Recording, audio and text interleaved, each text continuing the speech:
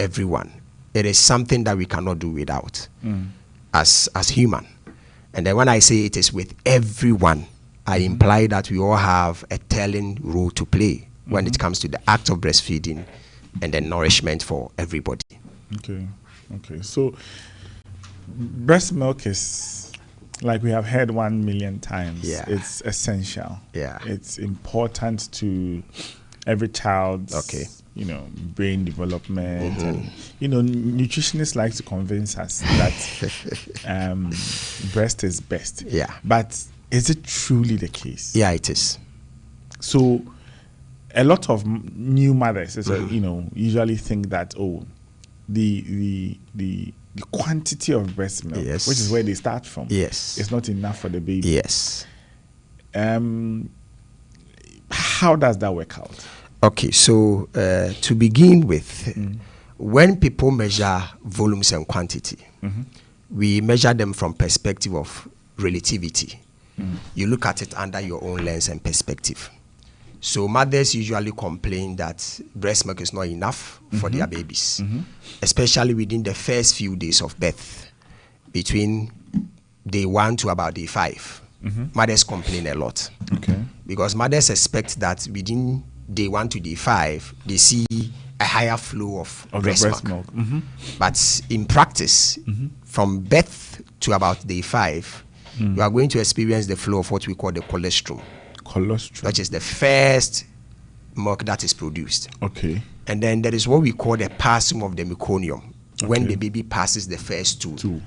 We measure breast milk and breastfeeding by the first instance of the passing of the meconium. Okay. So where mothers are looking for a certain volume of breast milk protruding from the breast or coming out of the breast, we believe that at birth, a baby has a stomach size of about 20 mils. 20 mils? 20 mils. Oh, that's very small. Very small in terms of measure. Yeah, that's really small. So once you have colostrum, the baby is full.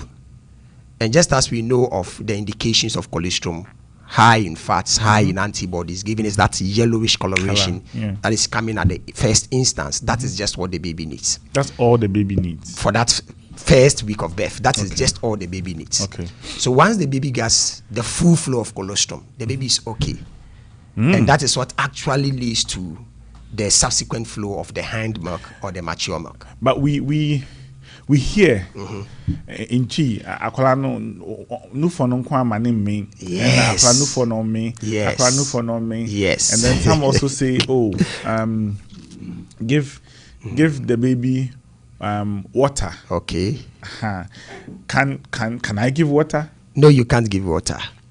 You can't give. But isn't isn't just every day drinking the same breast milk? Isn't it boring for the child?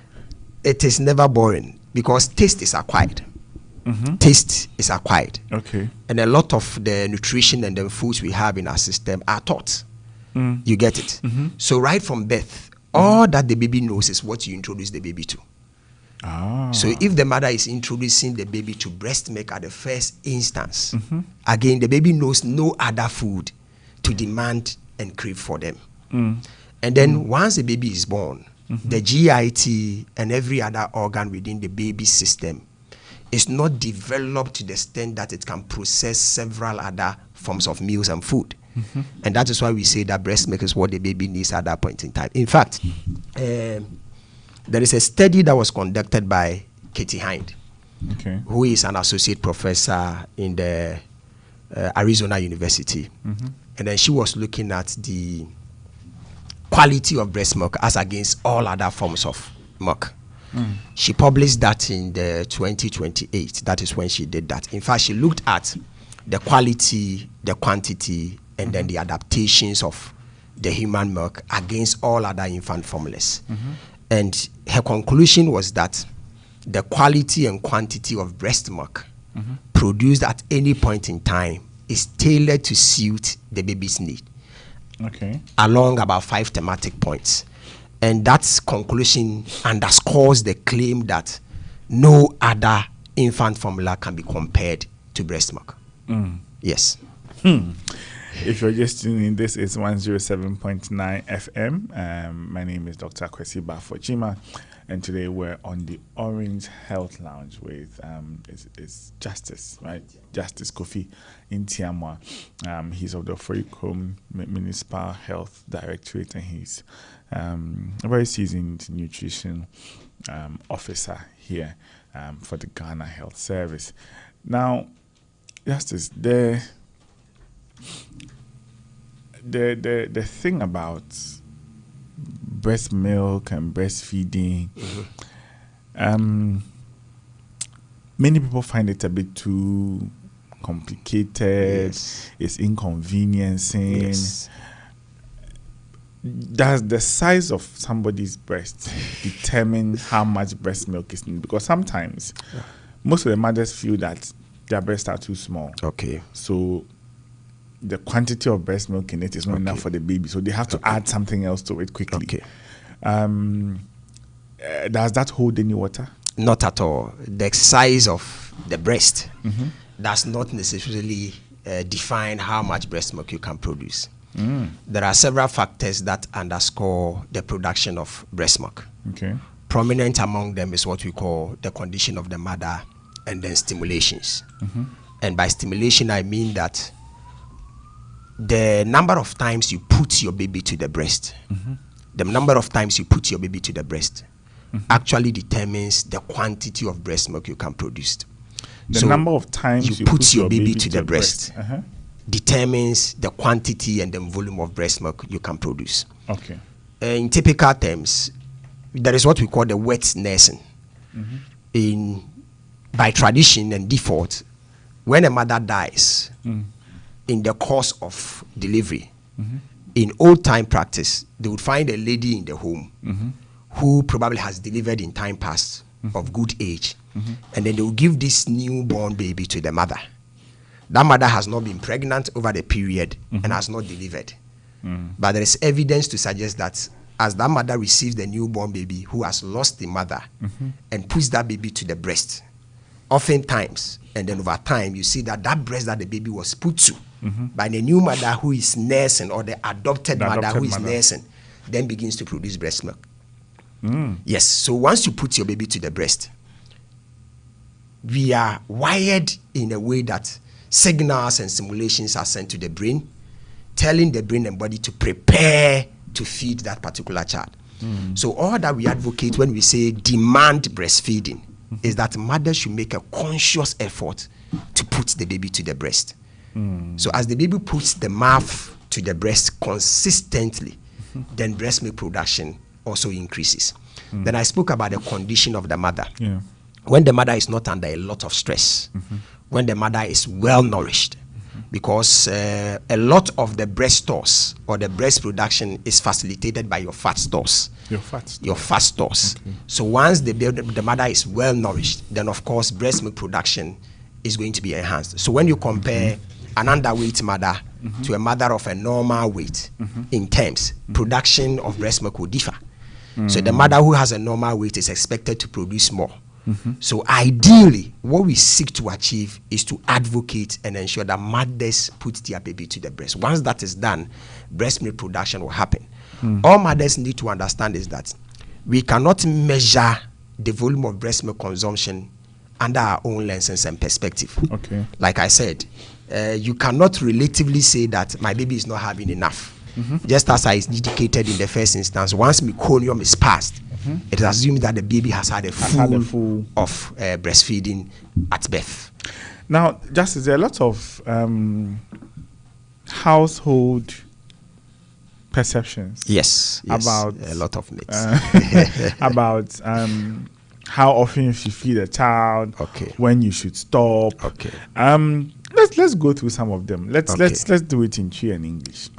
Now, sometimes they say that your baby needs to be fed every 2 hours. Yes, they say that a lot. Is it something that if you are breastfeeding, you have to stick to this every 2 hours? Every 2 hours, you should put the breast in your child's mouth. It is said, but the practice goes deeper beyond that. When we say you should feed a child every 2 hours or around the clock or to breastfeed on demand, a lot of factors come into play. the general assertion and the perception is that if you do a 2-hourly feed, you are going to feed your child a minimum of 12 hours, 12 times in the course of the day. That is going to be the minimum. But sometimes when you put your baby to the breast, your baby will not drink and receive the breast milk as it ordinarily does, depending on the condition of the child at that point in time. Okay. So sometimes you put your baby to the breast and you can tell that on this particular day and moment, the baby took the breast consistently for about 30 to 45 minutes. That is a long time of feed. There are times you put your baby to the breast and about 10-15 minutes, the baby goes off the breast. So if you wait for a child who was only on the breast for about 10-15 minutes, if you have to wait for 2 hours or more to put that baby to the breast, chances are that you'll be starving that baby. So it is supposed to be guided by the practice and how your baby actually takes the breast at a setting. Okay. So what we say is that you feed your baby anytime the baby needs the breast. Anytime. Every time the baby needs the breast. But does that translate to every time the child is crying? Not necessarily crying. Okay. Mothers are supposed to know the feeding cues of their baby. Okay. Feeding cues. Okay. By feeding cues, some children or babies will cry to tell the mother or people around her it is hungry. Other children will do other things. Some of them will clench the fists, others will release them and all those things. I've seen babies struggling to put their hand into their mother's breast. Exactly. So mothers are supposed to be conscious of their baby's feeding cues. Some babies will have cold extremities when they are hungry. So these are things that mothers are supposed to watch out for. Okay. And these are taught during the period of ANCs and CWCs and all that. We walk mothers through some of these things so that they can become conscious of how to feed their children.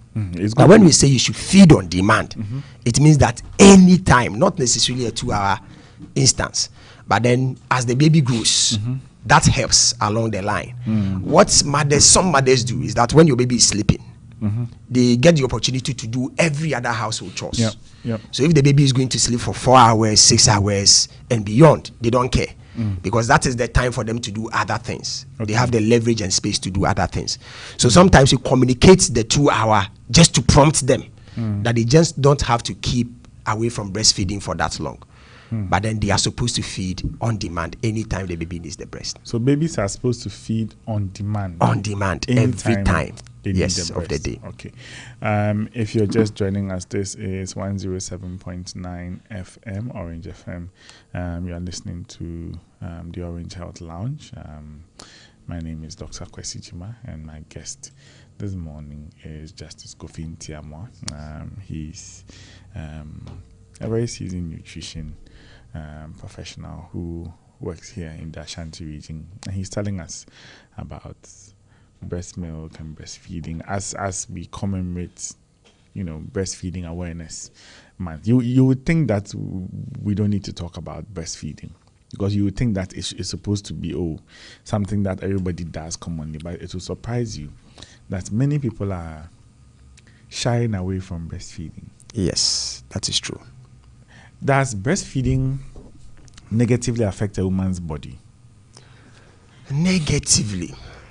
If you compare the gains of breastfeeding, and by gains, I look at the investment that the mother has to make in the baby, and then how that contributes to the development of the baby, and how the baby becomes productive over the course of life. I wouldn't say that it negatively affects the mother. Okay. No, not at all. Okay. Psychological demand, yes. But negatively, I wouldn't say that. Okay, because most people are under the impression that your breast will sag. Your breast.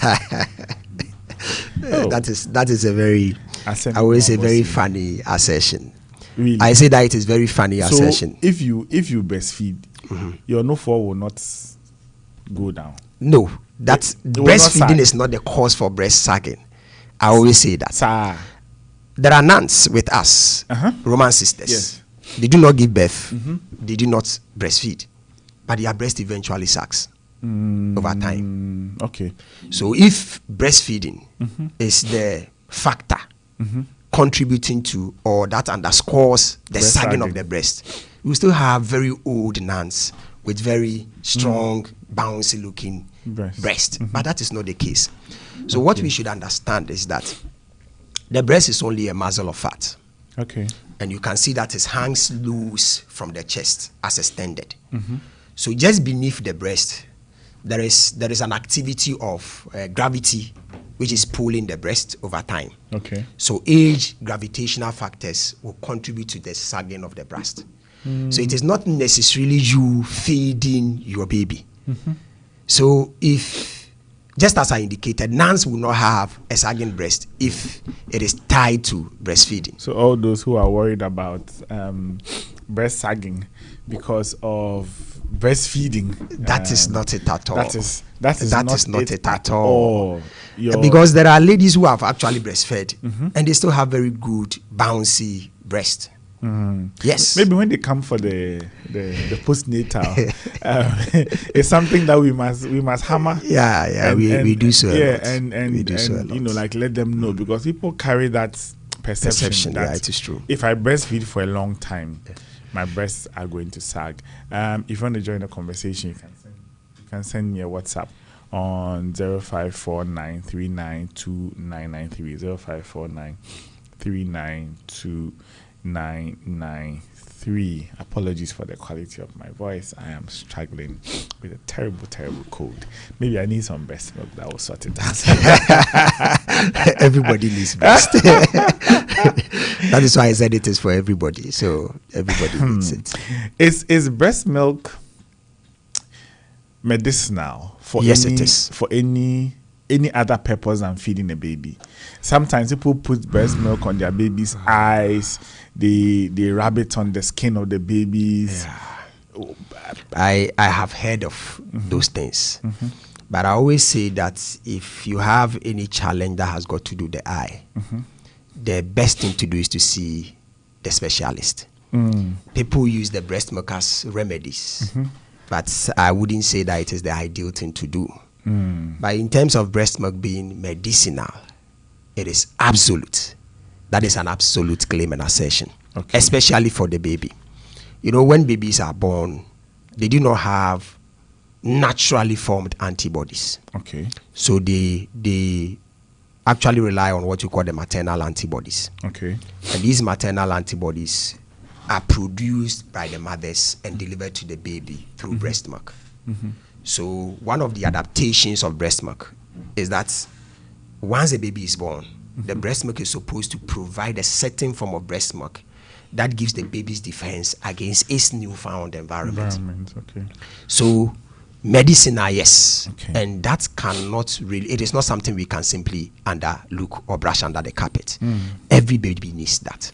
So what mothers should do is that before the baby goes for the first antigen of vaccination at the I think 6 weeks, 42 days of gestation or delivery, after delivery, the first thing that the baby needs that protects the baby from that time until the first vaccination is breast milk. So once you don't do that for the baby, you are predisposing your baby to external environmental risk. So it is important that mothers appreciate that and make it a point to breastfeed. Breast milk it contains everything that your child needs.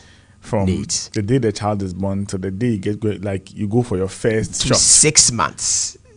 That is a point I have to make forcefully. There are lots of questions about the 6 months. Exclusive breastfeeding. And we'll come to that in a bit. You can send your text or voice note to us on 0593932993.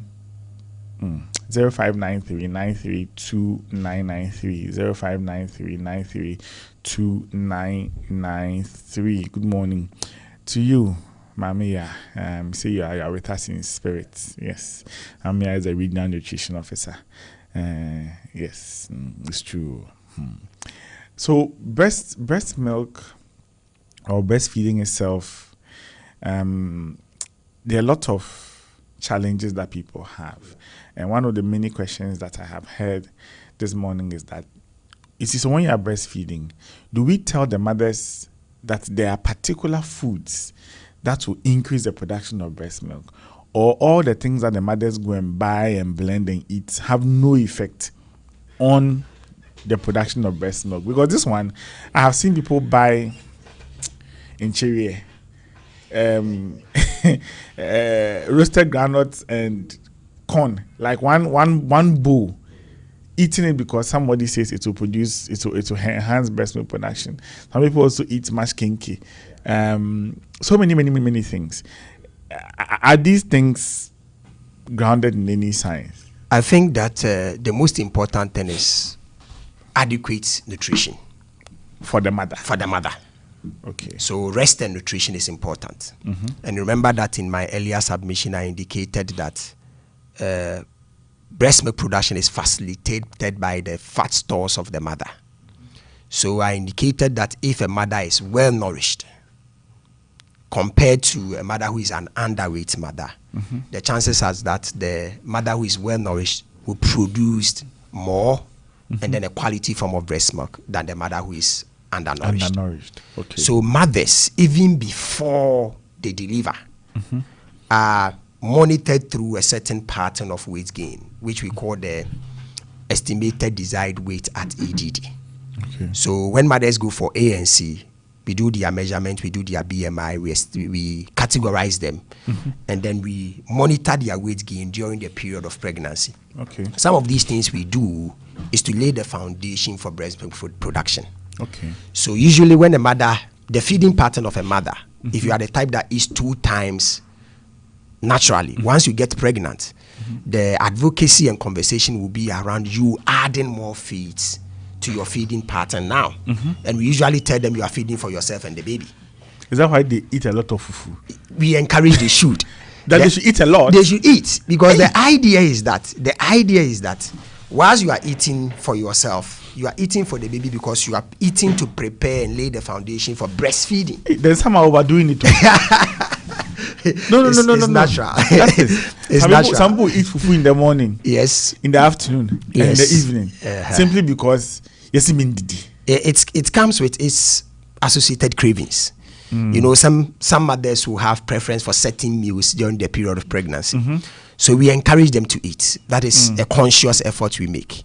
But then we manage their weight gain along certain highs and lows so that they don't go overboard. Now, some of these things we do is primarily to lay the foundation for the breastfeeding of the baby. So yes, culturally, geographical locations have certain food groups that support lactation. But we don't usually tell mothers to eat kinky throughout lactation. That is ill information, in the sense that holistic nourishment is important. So if you are eating kinky alone over a long period of time, then of course the continuous nourishment becomes a problem, because you are supposed to get nourishment from diverse food source, diversity. So yes, nourishment is important. And just as I indicated, geographical context will tell you certain food groups that support breast milk lactation, as has been the case in practice. But sticking to a particular then becomes a problem for us. Because that one day, sometimes you see somebody pine like ice kinky, Burkina, ice kinky. Why are they saying it's going to increase breast milk production? It's not necessarily, but nourishment is the key. Nourishment, holistic nourishment, adequate. The mother nutrition. must eat well, from what we call the 4-star diet. The 4-star diet. We have a 4-star diet of measure for adequate nutrition. So mothers should get nourishment from all the stars. So what are the stars? Is it black stars or black queen? No. These are food-based stars. I think that is a conversation we can have some other time. Like food groups. Food groups. Okay, yes. So I mean, like, these are things that the mothers should eat from. Yes. And that they should eat normal but healthy meals. Fantastic. Now, the conversation around breast milk and breastfeeding, it appears that people who have to return to work soon, or people who are new mothers and read a lot or get a lot of advice, are tempted to say that, especially when the child gets hiccups during breastfeeding, they say give the child water. They say that a lot. Can you give the child water in that 6-month period? No, please. But the child has hiccups. When a child has hiccup, all the mother has to do is to breastfeed. You need to understand that breast milk, in its sense, is water and food. It's water and food. So when you have breast milk, it is just like you having kinky and then letting kinky rest over time. Mash kinky for that matter. When you mash kinky and you let it rest over time, especially if you did the mashing with your hand, you see that there is sedimentation taking place. The fiber and substrate in kinky goes to the bottom, and then you see water at the top. That is how breast milk is structured in the breast. So at the instance of breastfeeding, what comes initially is water. Is the water content of breast milk. That is why we advocate for putting the baby to one particular breast for a long time before you change. Yes, because once you put the baby here, the first part of the breast milk that comes is predominantly water. As the child feeds over a long period of time, then the concentration changes. Then the fat dense hind milk then follows. So if you put this baby to the breast over a short period of time, and then you switch, it is water at the first instance, water at the first instance. That means the concentrate, which is fat dense, doesn't come out and doesn't fill the baby to the full. So the water that you need to, as it may intervene in the instance of hiccups, is in the breast. It's already in the breast. It's in the breast. So if all you need to actually avert the effects and consequences of hiccup is water, then breast milk is water. Justice, is it true that male babies are more, breast aggressive than female babies? In fact, the research I actually referenced by Kitty Hand, one of the key things that is stated was that the quality of breast and the nature of breast milk that is produced for the male infant and that of the female infant are different. Not in the sense of quality, but content. So the breast milk that is produced for the male infant is predominantly fat dense. The breast milk that is produced for the female infant is quite voluminous. So what we say is that for the male infant, we tend to say that they feed a lot. You hear mothers saying that they feed a lot because in comparison, the volume of breast milk produced by the body for the female infant is too much. The breast milk that is produced for the female infant, the body is conscious of producing more for the female infant. And once that is done, it looks like on the face value, anytime the mother needs breast milk for that female infant, it is available. So the perception is that the baby has enough.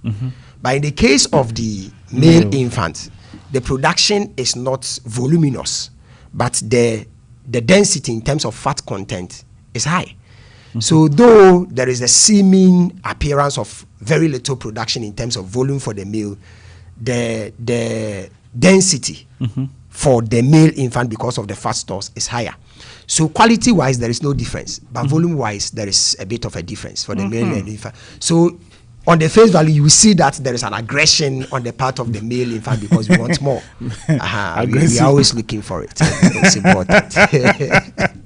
Aggressive male babies. It's important. If you're just tuning in, this is 107.9 Orange FM.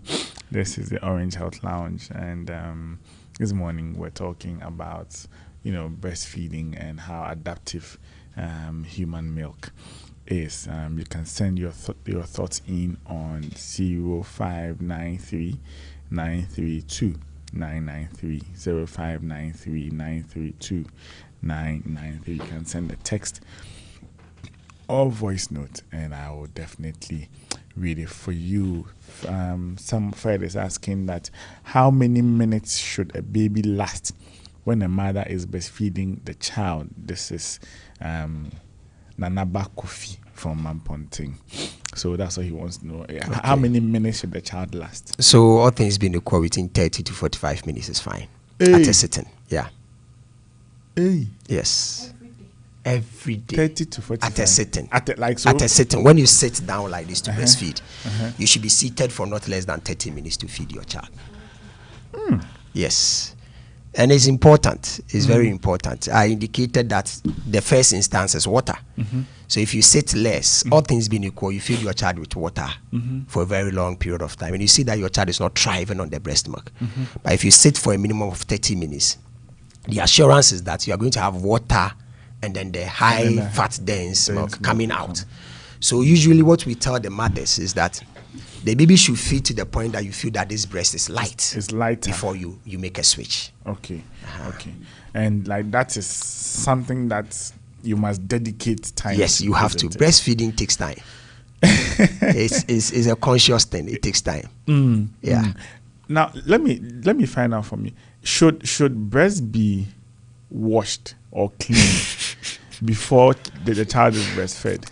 Okay, so that is something mothers like to do. The idea is that they are trying to keep the breast tidy. And you find a lot of mothers using lotions and creams and certain gels with the idea of cleaning the breast. But it is not necessary at all. Oh. It is something they shouldn't do at all. Oh, but the child has... God is so good. So when you look at the anatomy of the breast, just beneath the areola, the dark spot around the nipple, there is what we call the areola gland or the Montgomery's gland. Its function is to secrete substances. What it does is to nourish, lubricate the nipples and the alveoli where the baby is going to put the mouth. Okay. So naturally, God has catered for that. So that gland has a special function of cleaning and nourishing the nipples and the areola. So the breast is the external efforts are not necessary. In fact, we go to the extra extent of adding substances that are not necessary. So for some mothers, even the substances and gels they use are high scented. And those even have the potential of warding off the baby. In fact, when babies begin to breastfeed, they are, I don't know what is the right term, exhibitionist. When you even change your perfume, it has the tendency to affect the readiness of the baby accepting the breast. So when mothers are breastfeeding, it always helps when you breastfeed in a natural environment. When you don't try to make other extra efforts. Oh, me pesa ade no ho ye fe. Be ade na fe dada o bra. Ade na fe dada. You know, I'm not the one who said that. Ade na fe dada. So there's no point trying to clean it. No. In fact, there is a science that says that when babies are in the womb, the amniotic fluid is scented. It has a special scent. And then once the baby is born, if you observe the baby keenly after delivery, what they do is that they try to suck the fingers. So they take the fingers to the nose, and then they take in the scent of the amniotic fluid, within which they have lived all this while. And then with that scent, they can easily root and locate the nipple. So it is not taught. It is something that is innate. Okay. So in practice, when the baby is born and you put the babies on the mother's tummy like that, the baby naturally crawls to the nipple. Because of that navigation that is inbuilt. So you adding other creams and soaps and gels, you kind of distort the natural navigation. Gen Z mothers. Breast cleaning. No. Breast cleaning wipes. No. So leave it in the natural environment. But sometimes the argument is that when they finish breastfeeding, it's like the breast milk still comes. Yes. So yes. So then they have to wear a breast pad or something. So in removing the breast pad, they feel like it's wet, so they have to clean the area. You can use your breast pad because you don't want to stain your clothes and all that. But once you take your breast pad off, your baby is ready to feed. Once you take your breast pad off, you don't need to make a conscious effort to clean the breast. Tell them. It is natural. It is natural. Also, we unyai. But I have hamu. Breast milk and ya krani ham. We unyai because you've passed that stage. And you have had the smell of other meals and things. But akrano do only my breast milk. So just as you sit in the comfort of your home, and then somebody makes a very nice dish in his home, and then you can feel the aroma because you know that meal and tell this is jollof, and you want to have a feel of that jollof. In that same sense, that scent and then akrani pill. You get the point. So we unyai because you have been accustomed to other flavors and scent and things like that. But especially in men, whose wives are breastfeeding. But when they are ready, they still go. you get the point. That one, you wear face mask and you cover the center. You get the point. So akrane or percent, So and the import is that it is for the baby at that point in time. At that point in time, it is for the baby. So at that point in time, it is for the baby. You don't leave. The men are asking a lot of questions, but me feel the questions that will be sano. Yeah. The answer Ed. It will the I'll ask justice to answer them. I don't know what the questions are. Just say, anyway, so we have Nana Kosia here saying that sometimes the 30 to 40 minutes sitting for the baby to feed doesn't work because sometimes when feeding the baby sleeps off. Yes. So what I used to do when the baby sleeps is I pump out the milk and give it to her when she wakes up. Yeah. And 30 minutes now what that? Yes. So you remember I spoke about what we call the routine reflex. And then I also indicated that mothers take advantage of baby sleeping and they want to do other extra chores. There is a perception that when the baby is asleep, the baby will not breastfeed. But the baby is not wired like that. I give you a typical example in the case of dogs. For the first 3 weeks of birth, the dog is blind, but he can breastfeed. So all that the baby knows is that the baby knows certain reflexes. One is the routine reflex. The other is the suckling reflex, and then the swallowing reflex. These three reflexes are in the baby right from birth. So what a baby knows once it is born is that when anything comes around the mouth, whether it is the corner of the mouth, the baby has to open the mouth. So if your baby is sleeping and even touch your baby's mouth around the corner, naturally it will open the mouth. So once the baby gets to the nipple and the nipple touches the mouth, the baby will naturally open the mouth. So even if your baby is asleep and then you put the baby to the breast and the nipple touches the baby's lip, the baby will open the mouth naturally. Once anything touches the root of the baby's mouth, that is the upper gum. Once anything touches the indication to the baby is to begin to suck. So if you put your finger, which is not a nipple, in the baby's mouth, and it touches the upper hard coating, which is the gum of the baby, the moment it touches that point, the baby will begin suckling. Even though it is not a nipple. Once anything gets around the baby's lip, it opens the mouth, it begins to suckle, and then it swallows.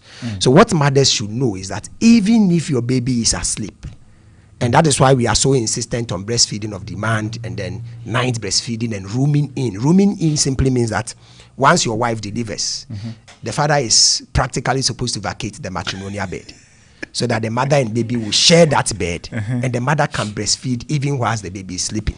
But we want to help, want to support. Yes, fathers are supposed to help. That one, it is a good point. Fathers are supposed to be want to support, available, and then supportive in breastfeeding. So even if your baby is breastfeeding, put the baby to the breast. When the baby is full, the baby will naturally come off the breast in the case of my sister who indicated. And I said that all things being equal, sometimes there are factors that come to play. If the baby is unwell, the baby will not naturally continually feed for about 30 minutes. But all things being equal, if you put your baby to the breast, 30 minutes is okay. It's okay. If your baby comes off earlier, indicating that the baby is full, you can express the breast and store, just as she indicated. So that at other times when the baby is available, you can use that, or the baby continue to breastfeed. We'll come to how to express and store breast milk in a moment, but let me re-announce the WhatsApp line 0593 932 993. Sometimes people, have the perception or opinion that breast milk is not meant to be stored. Because it will always be produced. Until you have to go to work. I want us to start from how should we store breast milk? Where should we even store it? So, like Nana Kosia said, baby is off. She wants to sleep. I want to store the breast milk. People are selling breast pump, manual and electric. Yeah. Should you let your husband milk? Milk the breast. So how should you acquire that? How should you pump that breast out, milk out? So just as you indicated, there is a manual and natural way of expressing the breast. And it begins by you massaging the areola, the area around the nipple. And the technique is that it is to the wall and back. When I say to the wall and the back, you know the rest sits on the chest wall. So once you hold your breast like that, the 4 fingers are supposed to be beneath the breast. Then you have your nipple resting on your thumb resting on top of the nipple. Then you push the nipple to the wall of the chest, and then you release. So you push the breast to the wall of the chest and release whilst massaging the nipple. That is what you do. A husband can help. Thank you. A husband can help. That is easy. Once you do that, you should have a collection material, preferably a bowl at the end. So once you push it to it, you see it coming out, like it gushes out. And then then you collect it in the bowl. As simple as that. You can also use these advanced tools that we have, the breast pumps, and there are several of them. Some of them are quite electronic. You simply plug, and then it does the suction for you using the same mechanism in its operation, and then you can get the breast milk. What I have observed in practice is that usually between the 1st to the 3rd month, breast milk production is higher. Okay. And they are produced in excess of the needs of the baby. Okay. So a baby that is born within the 1st to the 3rd month, you see that you have higher volumes of breast milk. And those are the perfect times to express the breast milk. Especially when your baby is full and the baby is at rest, just as my sister indicated. And you have breast milk, your breasts are full, you can express. The psychology of breast milk production is that whilst the baby is feeding on this particular breast, secretion is happening and production is happening on the other side. Okay. So oftentimes once the baby is done feeding on this breast, you see that this is full. Once you switch the baby to this end, you see this one also refilling. So once your baby is full, and just as you indicated, in cases you see the breast milk even dripping. And staining your dresses, you can express the breast milk and then keep them. Those are the perfect times. As the child grows, month 4, month 5, month 6, demand for the child increases. So if you have actually stored, you continue to feed the child on this one and that which you have stored. How should we store the breast milk? You store them in freezers. Freezer? Yes, in your freezer. Not fridge? No, the freezing component is perfect. Any ice block? Yes, a bit me ice block. And I tell you, you can keep breast for beyond 6 months in your freezer. Yes. And you only need warm water, not hot water. So you have it in the container. And once you extract them, once you express, you label them. To be able to you label them to be able to tell the length of time. I come to your house, I go open your fridge. You see it there. You see it there. And usually, once you can even keep it beyond 6 months, as I indicated. So when you are ready to feed the baby on that frozen breast milk, all you need is warm water. You don't put the breast milk directly on fire for heating. You need warm water. Then in its container, you put it in there suspended. You leave it there for some time, and you see it naturally thawing. It will thaw on its own. It will thaw naturally. And you can give it to the child. Yes, you can give it to the child. It doesn't lose anything. It is as good beneficial of high quality, just as the one that is produced on the same day. Yes. So, and especially for I'm trying to wrap my. It is an old age practice. You express the breast milk. Yes. Put it in the freezer. Yes. And then you label it. You label it. Say Saturday DNA. Yes. With a date. With a date. And the time. And the time on it. Yes. Okay. And then when the child needs to feed on it, maybe you are not home. Yes. And then you put it in warm water. And then when it thaws, you give it. If you are not going to save it for a long period of time, if you are keeping it at room temperature, I think 24 hours is okay. But if you are storing it for a long period of time, it should be in your freezer. If you're listening to me and you have stored breast milk and used, I want to hear from you. You can just send me a voice note or a text. It's an old age practice. Yes. He has not seen breast milk in the freezer before. And especially for the working class women, this is an ideal practice because you can tell that after month 3, when maternal leave has ended, and you have to report back to work. Those are the stores you can fall on. Hey, and that one, everybody can give it to the child essentially. And you do cup feeding with it. Cup feeding. So so you put it in the cup. Okay, you put it in the cup, and then you can even use a spoon to pick it up for the baby, or just like that. Bottle is not ideal. In fact, we've moved on from bottle feeding from time immemorial. So that when I don't use feeding bottle again? Not at all. You are not supposed to use feeding bottles. But they are still selling it at Edumo. So there are a lot of reasons why you don't need to use what we call the bottle feeding, or they have a name for it. Feeding bottles. Yes. Yeah. Prominent among them is what we call nipple confusion. Nipple confusion. Okay. When the mechanism for taking breast milk out of the breast is different from taking breast milk out of the nipple. Okay. From the bottle. Yes. It's different from the once for the bottle, if you turn it upside down, capillary action. You see it dropping. You see the breast milk dropping. But in the case of breastfeeding, the baby has to massage the jaws to get the nipple out of the breast from the lobus. Okay. So if you are the type who is practicing breastfeeding directly from the breast and that of the bottle at the same time, doing a mixed approach of feeding, sometimes you put your baby to the breast and the baby sees that as too much job to be done. Because that of the bottle feeding is easier. They don't have to move the jaws. Once you put it in there, it naturally flows. So it creates laziness. So typically your child becomes lazy. Your child becomes lazy. All the lazy. Aside the nipple confusion, I have found what happened. Aside the nipple confusion, there is the bit of hygiene-related issues. So people or children or infants that are fed with bottles have a higher tendency of the occurrence of diarrhea compared to those that are fed from the breast. And that is something that we don't want to experience in the infants. But still, the frozen breast milk is it's mind blowing. It's mind blowing. Don't worry, I'll share a lot of videos of that with you. If I'm coming to your house and you have frozen breast milk in your fridge, don't tell me. It's something that I have personally seen practice. Wow. Yes, I did same with my wife when. You froze the breast milk? Yes, we had breast milk in our freezer. It's common. If you put in... It's a common practice. A ballistic, no. It's sweet. You're God. Yeah, God. It's something you can do. It's so beautiful a thing to see. Amen. And today in Ghana, there is what we call the breast bank. Breast bank? Yes. At Kolebu? At Kolebu. What is that? Like you go and so the idea of breast bank is just like that of the blood. Okay. You know, there are children who lose their mothers over the course of delivery. Yeah. And those children are supposed to be breastfed.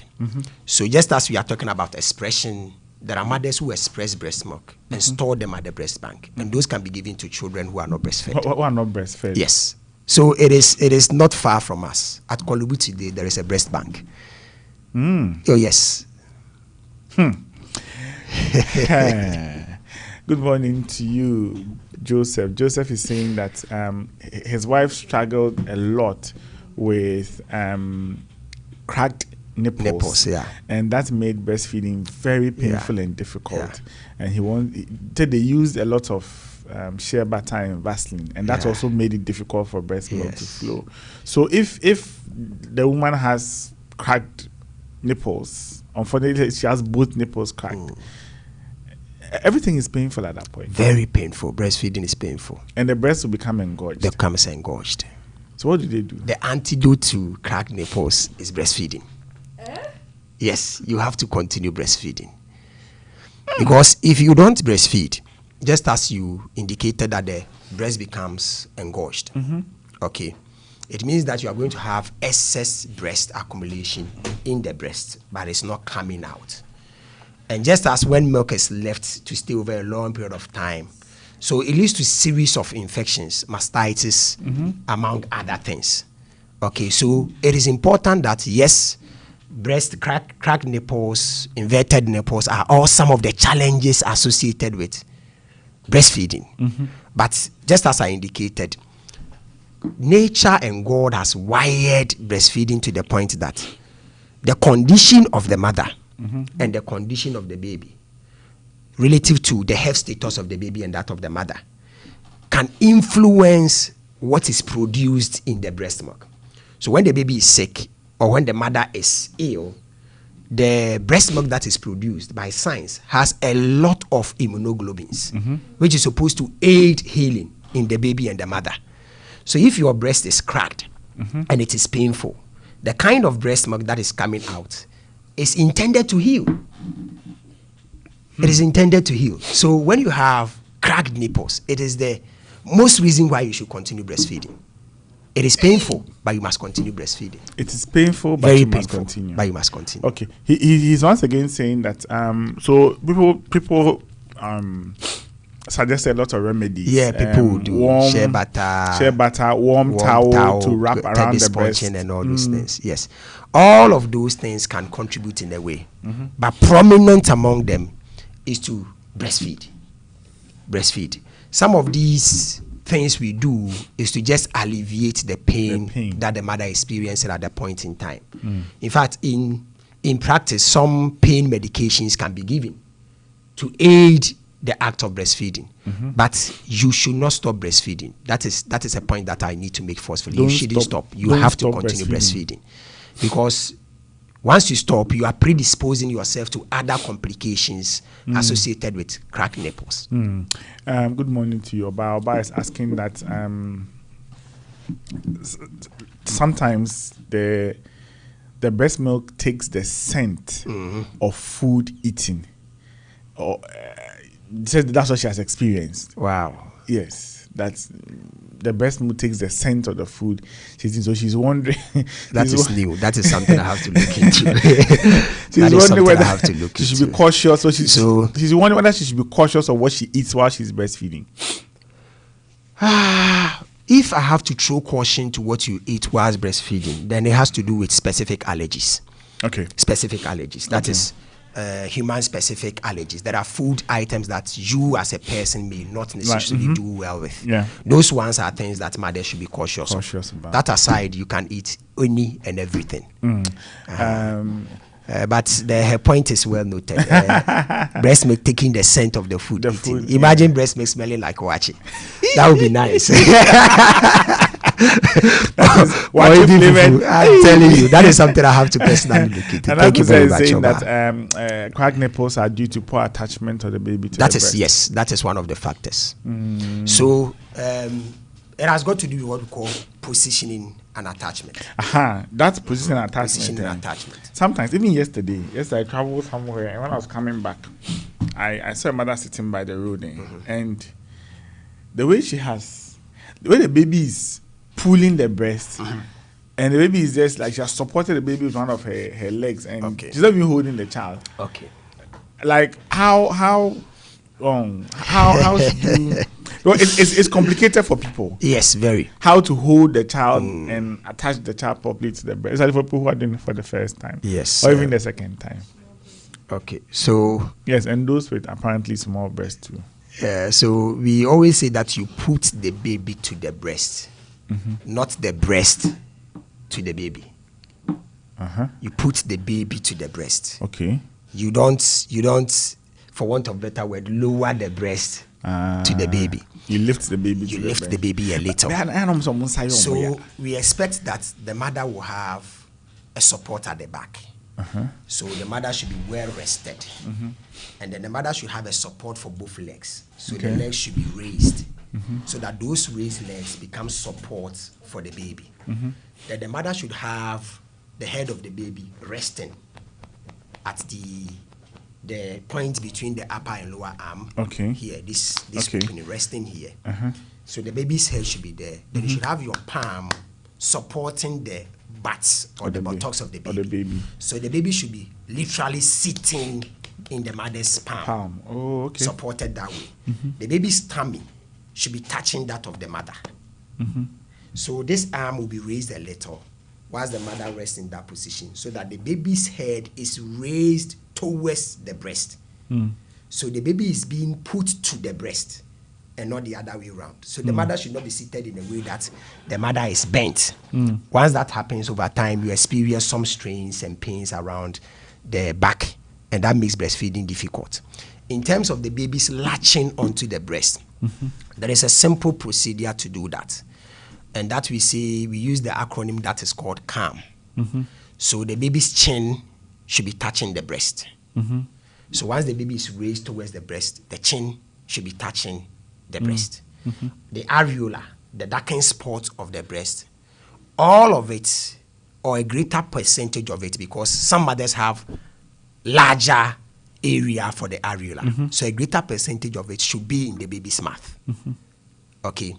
Then the lower lip of the baby should be turned outward. It should be turned outwards. That is, and the mouth should be widely open. So once you observe these things in your baby, it means that the baby is properly positioned to the breast. These are simple things you can do at home. So once that observation is made, and these are supposed to be taught at the first instance of CWC. So when the mother goes for the first month CWC services, 42 working days, what we do is that you are supposed to observe the position and attachment, because the mother has been doing it at home until that point in time. So the mother is supposed to demonstrate. You need to see how she does it. And some inputs can be made to correct these things. Once that is done, the occurrence of cracked nipple is reduced. Is greatly reduced. And the mothers are given some level of alleviation and support to be able to go through breastfeeding. Justice, should you breastfeed lying down? Yes, you can do that. You can breastfeed lying down. And that is what I spoke about, the rooming in. When the father leaves the matrimonial. Don't say leave, sacks. No, this is consensual. So sack is against your will. But this is something that you contributed to and is support of, so you cannot say you've been sacked. So mothers should breastfeed lying down. Mothers should breastfeed sitting. You can breastfeed even standing. Yes, depending on the circumstances. Depending on the circumstances. Yes, and mothers should be supported to breastfeed anywhere. In the public spaces, in the working environment. So we are advocating that all institutions should create breastfeeding corners. Yeah, I think I have breastfeeding corners and lactation that is support wonderful. Rooms. Yes, that is wonderful. And that is something we want to see across all but you don't working see it in public space. It is not a common thing, but that is what we are advocating for. In hospitals, in churches, everywhere, we should make a conscious effort so that breastfeeding mothers will have a reason to be present there and not use those places as an excuse.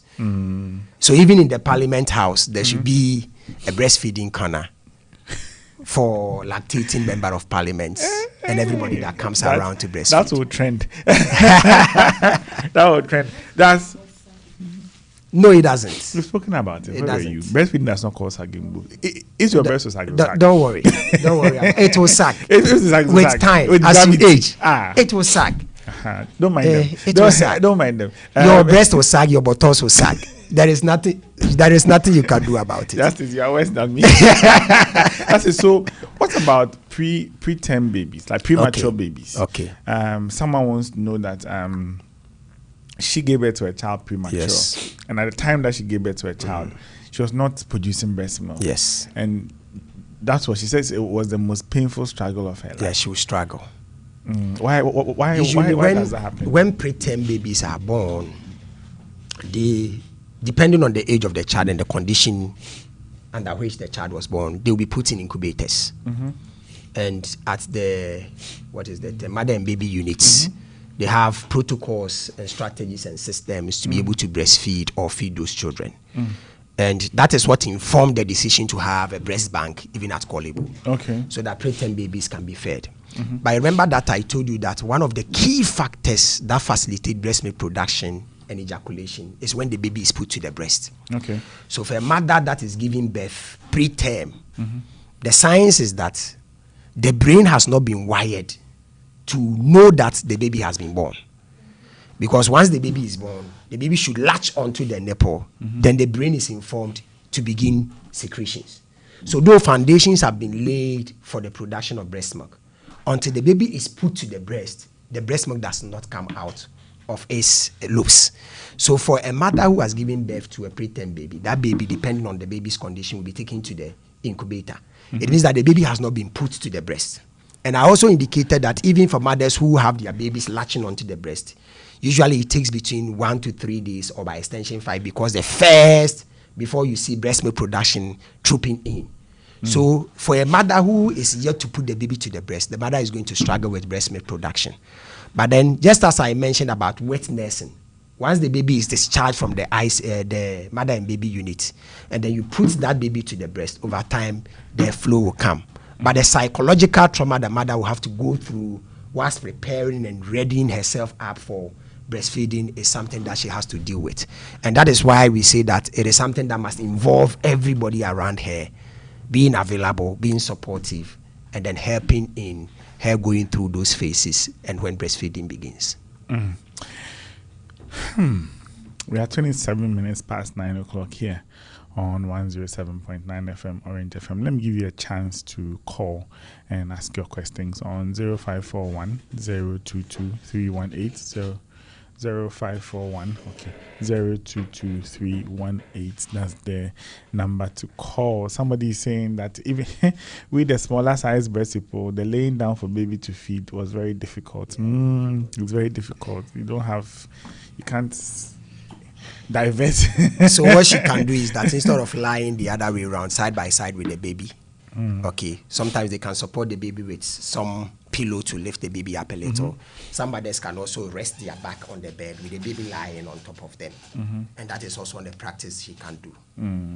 It helps with breastfeeding. It helps with breastfeeding. You see, and all these things, you teach them during the pregnancy school and the postnatal. Yes, we do a lot of that. Yeah, so I mean, if you go to antenatal or if you go to postnatal, you see the nutritionists there. They are there all the time. But if we don't like going for antenatal, that is your problem. Even midwives do a lot of the education from ANC, then all the way to CWC. That is done a lot. For a mother who has had cesarean section, the feeding, putting the child on you, is not easy. Yes, it is. But cesarean section should not stop you from breastfeeding. In fact, post-cesarean section, all the mother has to deal with is the pain. Okay, so because the pain medications that were given initially before the surgery begins to ward off. And once they ward off, the mother begins to experience the pain. So for mothers who have gone through cesarean section, it is the pain factor that hinders a lot of them from doing the early initiation. Okay. But we advocate that though you are going through the pains, just like in the case of the cracked nipple, that should not prevent you from breastfeeding. So cesarean section.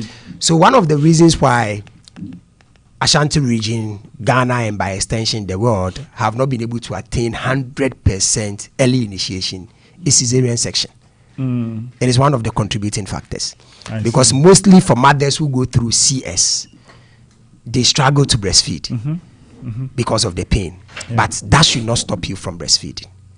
So yes, the pain is there. It is something that we cannot trivialize, but you still have to breastfeed. So Nana KOFI from Amponte again is saying that can another mother who is breastfeeding use her breast milk to feed another baby whose mother's milk is not flowing at all?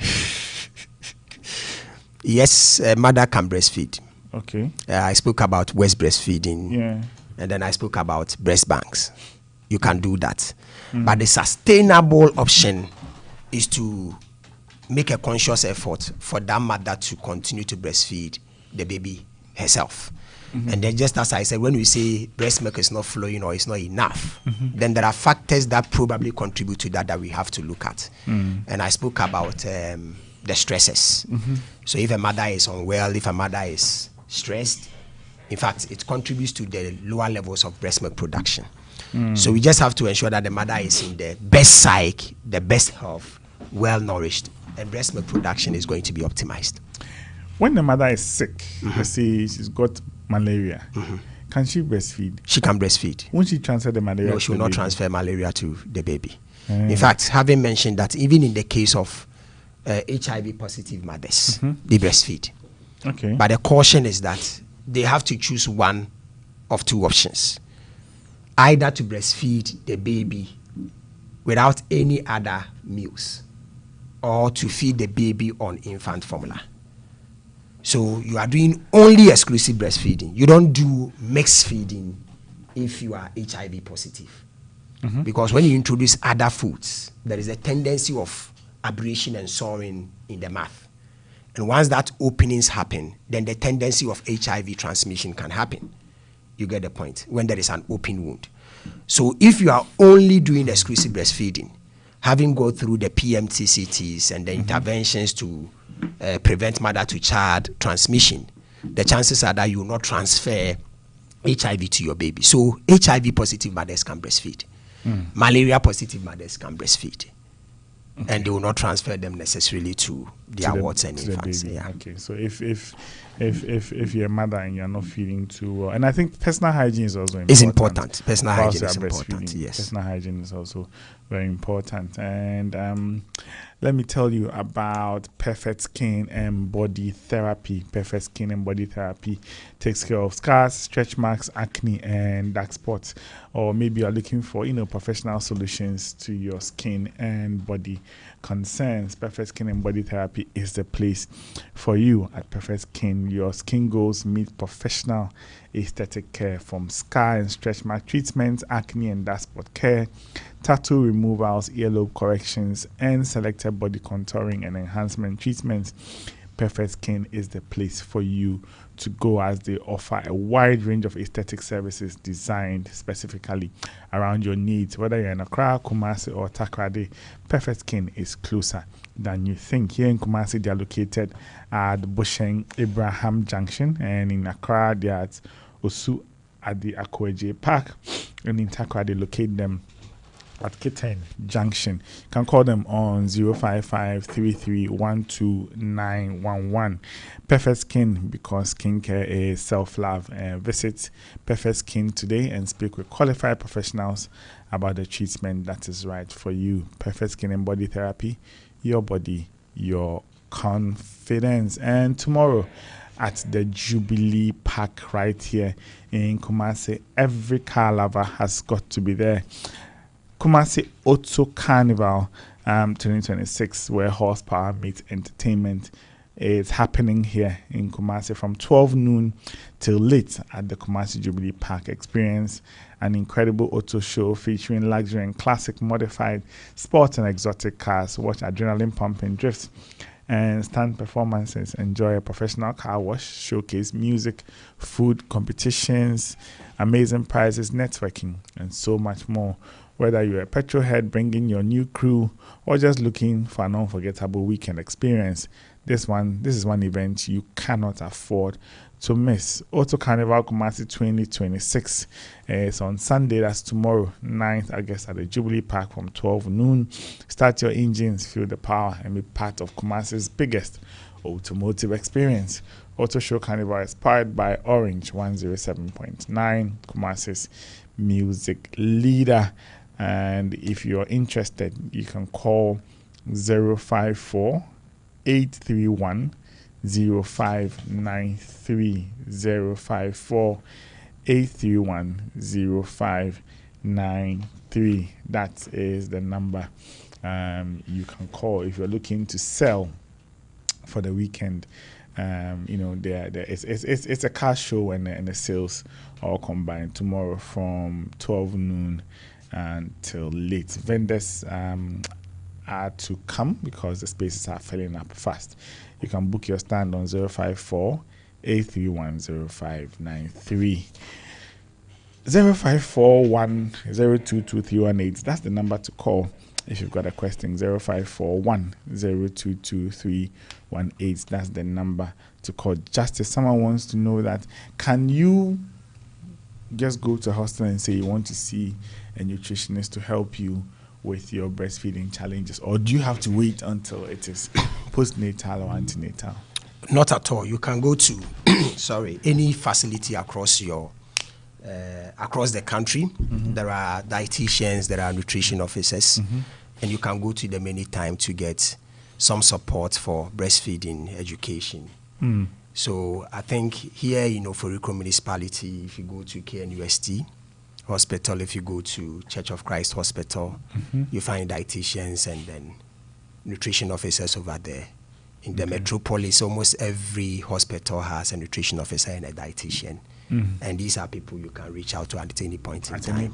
At every district or municipal health directorate, you find nutrition officers there. Okay. So our services are well decentralized. Yeah, even at the hospitals you have a few, so you can just come and talk to them, let them understand what your challenges are, and they will definitely take you through. Don't stay at home and go online. And when you go online, you see a lot of very curated videos. Everybody breastfeeding is smiling, but maybe when you are breastfeeding, you're not smiling because of the challenges you are having. So just go and talk to somebody about it. Okay, this question says that her son used to get diarrhea every time that she breastfed. Yeah. Says that I want to know if that is normal. Wow. The child had diarrhea every time the child breastfed. In fact, we expect that breast milk will correct the instance of diarrhea, not the other way around. Okay. So there is possibly other factors. If the mother was doing exclusive breastfeeding, that is something we wouldn't expect to happen. Okay. But if the mother is doing other forms of feeding, just as I indicated, bottle feeding, these chances may happen. So we really need to probe and then get to know what was the practice, what was happening. And just as we spoke about personal hygiene, these are things that we have to look at. Someone is saying that her mother-in-law and her used to fight over breastfeeding simply because the mother-in-law said, give the child water. After all, if the child is bathing, it will open his mouth and drink some water. I think one of the key facilitators of breastfeeding that we cannot overlook are mother-in-laws and grandmothers, for that matter, husbands. And husbands. Male they are involvement. key facilitators. They have gone through the practice of breastfeeding, and they tend to pass on their experiences and practices to the new mother. And in most instances, when that mother-in-law or grandmother did not practice exclusive breastfeeding, they make it difficult for the new mother to practice exclusive breastfeeding. And these have cultural, traditional connotations and undertones. So we really want to get to the point where mother-in-laws, grandmothers will appreciate breastfeeding and, for that matter, exclusive breastfeeding, and be facilitators and advocates, and encourage and support new mothers to be able to do exclusive breastfeeding. In fact, when we get to that point, we would come to the realization of what the effect of our services have been, because we have a whole nation in unison moving in the same direction and then enhancing breastfeeding. Good morning to you, Angela Andivi. I hope I'm pronouncing the name correctly, and I haven't butchered the name. Good morning to you, Yidana Fatao, Evans Frimpong, and also Jerry Johnson. Jerry Johnson said, I think the officer talking likes breast, but no, he's a nutrition officer. He's giving you the facts. I like talking what? He says that he's giving you the facts, so it's not about liking breast. Give you the facts. 0541022318 0541022318. That's the line to call if you've got a question to ask us this morning about what we're talking about. And breastfeeding is very important. Breastfeeding is extremely important, and I cannot overemphasize that. So just as someone is asking that, so the exclusive is the 0 to the 6 months. Yes. Exclusive breastfeeding means that you give breast milk only, exclusively, to the baby from birth to 6 months. No After water. the 6 months. After 6 months, we are doing what you call continuous breastfeeding. Continuous. So there is early initiation, exclusive breastfeeding, continuous breastfeeding. And then, when you talk about continuous breastfeeding, we are looking at children that are breastfed all the way to 2 years, 24 months. Let me pick breastfeeding this is supposed to be done for 2 years. Let me pick this so call. Just before you pick that, UGMC is where we have the breast bank. Yes, UGMC. Okay. Yeah, UGMC. Hello, good morning. Yeah, hello, Dr. Jima. Yes, Kabina. Dr. Jima, good morning. It's doctor. Yo, good morning. Doctor Mbatu, as a so be cap premature that we say workers are for incubator we no ba uchre no ba ma ba kubi wo aseme say instance where they ba on say your money bi wo a omo wa omo so omo nufu beti egu omo man kura ni nufu omo abefo so create omo aduane ahwehwe online ya di aman kura no on no sa sla kura ne kabun sa kura ne twama ya side and so benyini mbeze muze so akura no o like problem di beti ma happen later na say normal so mo continue yes any phone beti egu sa why oni nyame ya Jima Dr. Jima. Yes sir. Medasi. 0541022318 0541022318. Hello, good morning. Good morning, sir. Yes, sir. Good morning. Good morning, sir. Yes, go ahead, please. Oh, okay. My question is, I want to know, because I have a child about 7 months, and I'm praying the child doesn't grow to become a Kung Fu kid. Because at the moment my wife starting breastfeeding the child, in about 5 minutes time the child will become taking the breast milk, and in some few minutes time you see the child will be, the child he even get up from my wife's lap, and he will be standing on the ground taking the breast milk. So I want to ask doctor if it can cause any harm to the child or maybe it's normal. All right, thank you very, very much for your call. 0541022318. That's the number to call if you've got a question to ask us this morning. Justice, so let's start with the first one. Cabinet's own about sagging breasts, which appears to be a concern of men rather than women. Yeah. It should be a concern. I indicated that we are all involved when it comes to breastfeeding. So men, women alike have very special roles to play in ensuring that our infants and wards are breastfed. And I have mentioned that breastfeeding is not the cause of a sagging breast. Breasts are supposed to sag by nature. So whether you breastfeed or not, your breast will sag. So if you are looking at the sagginess that is supposed to happen over time as the reason for denying your ward the benefits of the special act of breastfeeding and breast milk, then for me that is a very wrong choice and taste for a parent and everybody to look at. Okay. And then I think the other one was asking that the child is standing and breastfeeding. I said the child just say after 5 minutes you get down from the mother's lap and stand and still 7 months. Yes, that child can stand and breastfeed. I'm sure the child is a male. I'm sure the child is a male. So once the child can feed comfortably and the mother can position herself comfortably for the child to feed, that child can breastfeed. And I indicated that breastfeeding is supposed to be done for 2 years. So at 7 months, that means that child has a very long way to go. So the mother should make other efforts to tame and encourage the child for the child to breastfeed, because positioning is important.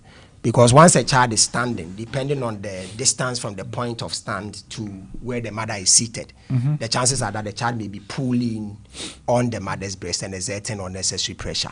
And then just as I looked at the things to look out for when you are doing successful breastfeeding, in terms of positioning, it is key to facilitate breast milk production and ejaculation.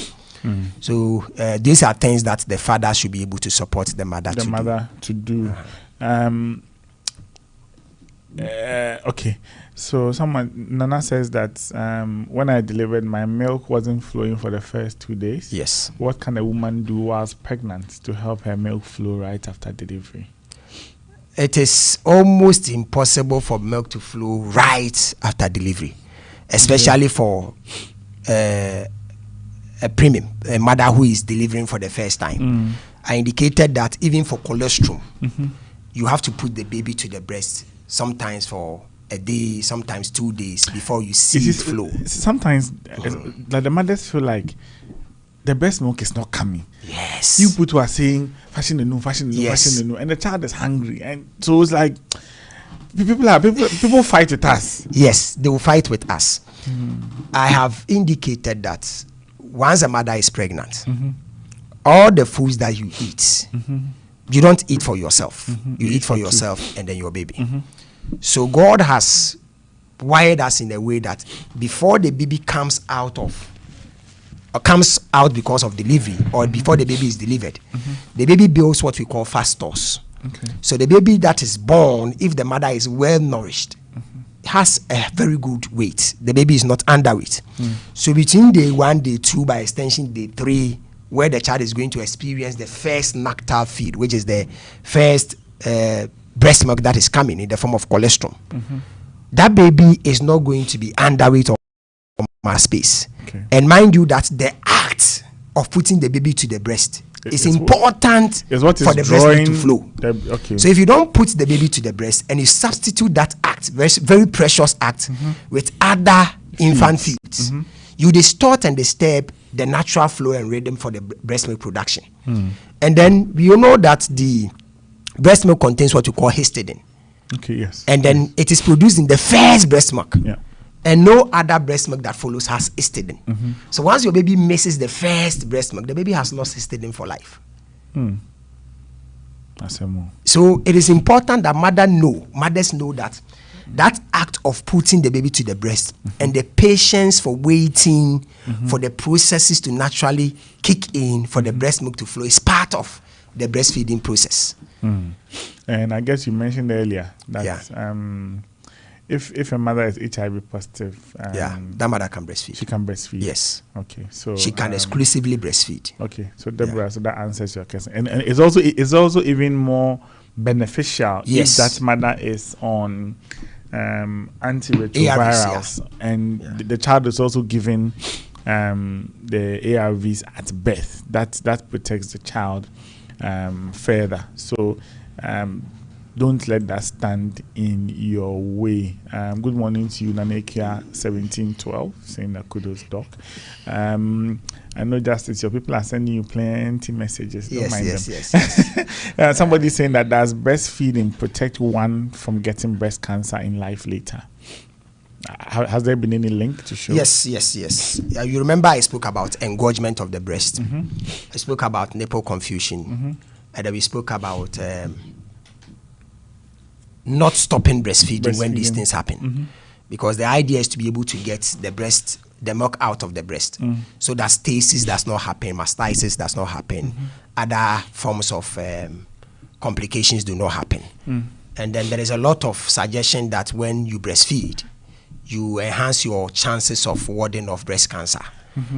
Key prominent among them is that because you are constantly going to the breast, there is the higher potential of detecting any lumps and forms that are very unnatural with the breast. So yes, going to the breast and massaging them, and a lot of specialists say that women are supposed to massage their breast intermittently and periodically to look out for some of these lumps and malformations. So the link for breastfeeding and cancer is being able to detect and find whether there are some malformations that are happening over the time. And these are important for us to ward off early signs of cancers and to deal with them and arrest them. Are there any exclusions in exclusive breastfeeding? And this is coming from you, Dana. So exclusions with respect to maybe persons, we can say that everybody can breastfeed.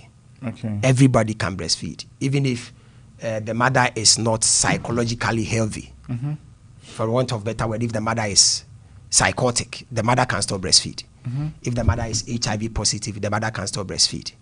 The only time, like I said, is that when the mother is HIV positive, and then for some reasons or the other, the mother is advised not to exclusively breastfeed. But then if you are HIV positive, you can breastfeed exclusively for about 6 months before you move on to other forms of feed. What you don't do is the misfeeding. So everybody can breastfeed irrespective of your age and then your health status. Everybody can breastfeed irrespective of your age and health status. Okay.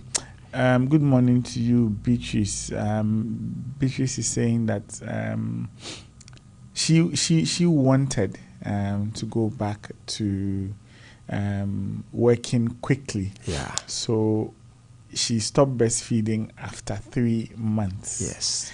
And she wants to know if that has any side effects for her child.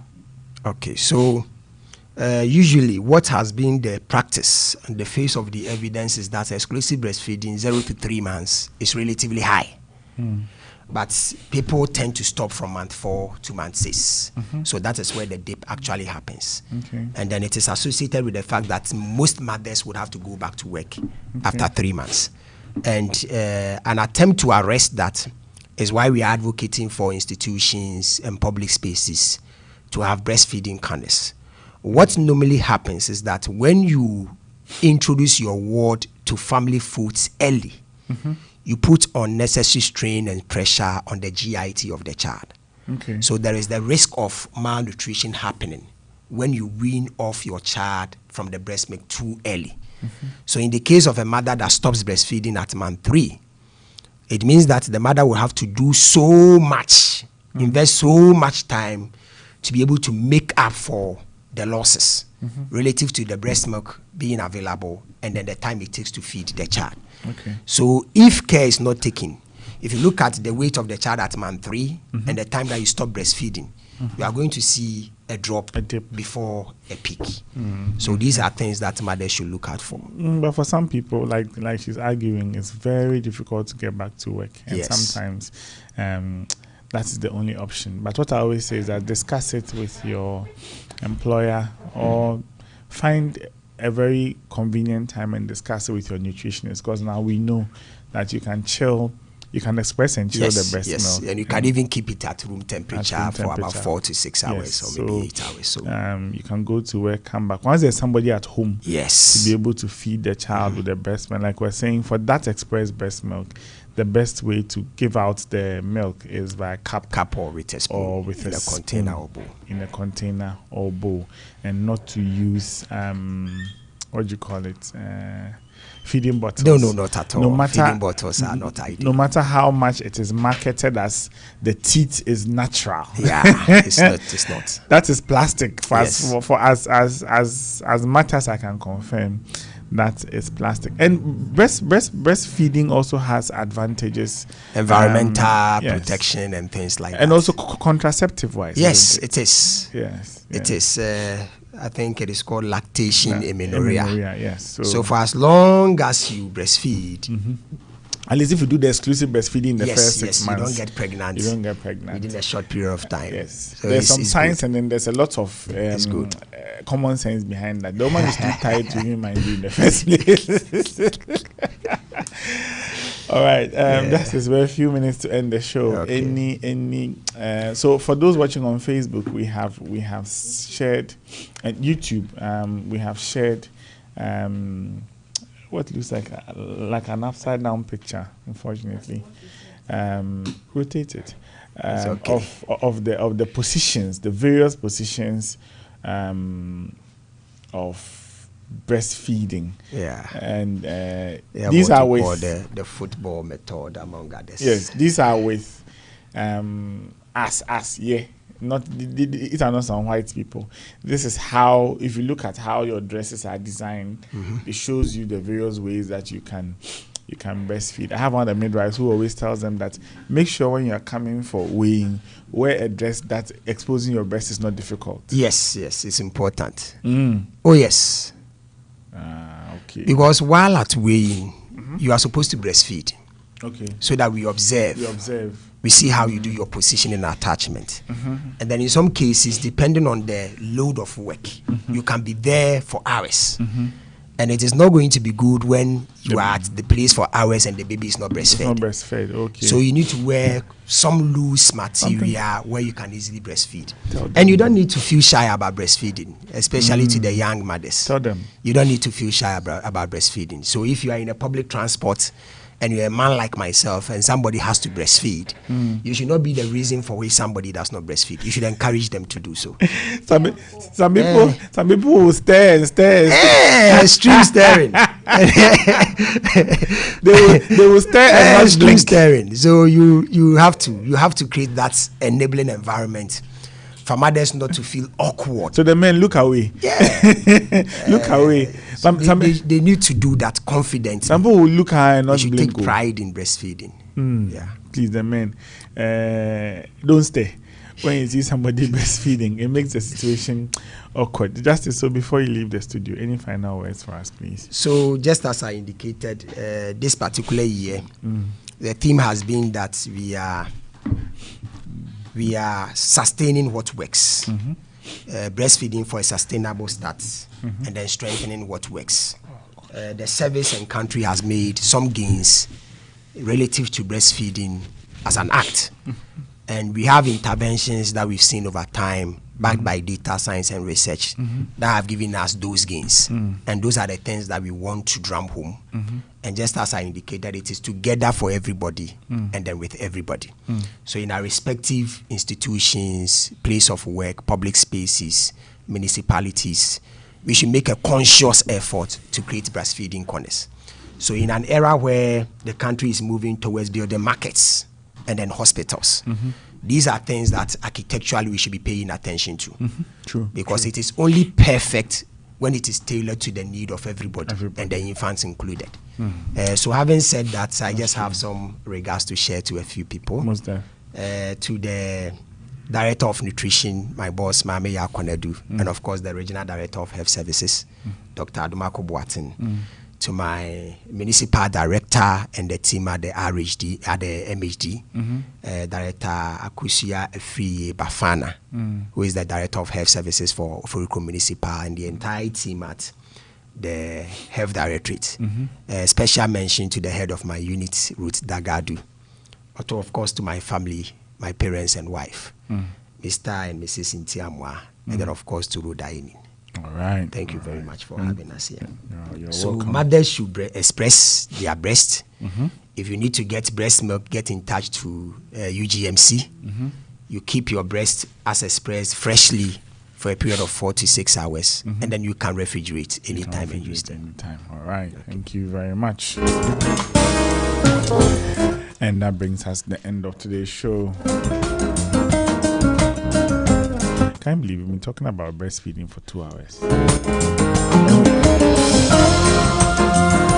And we're not even done yet. There's a lot more to talk about breastfeeding and breast milk. So best thing you can do is see your nutritionist or see your nutrition officer or dietitian for any counseling on breastfeeding. Thank you for joining us. I'm back on your radio next week, Saturday, from 8 a.m. to 10 a.m. for the Orange Health Lounge. My name is Dr. Kwesi Jima. Enjoy your Saturday. Bye.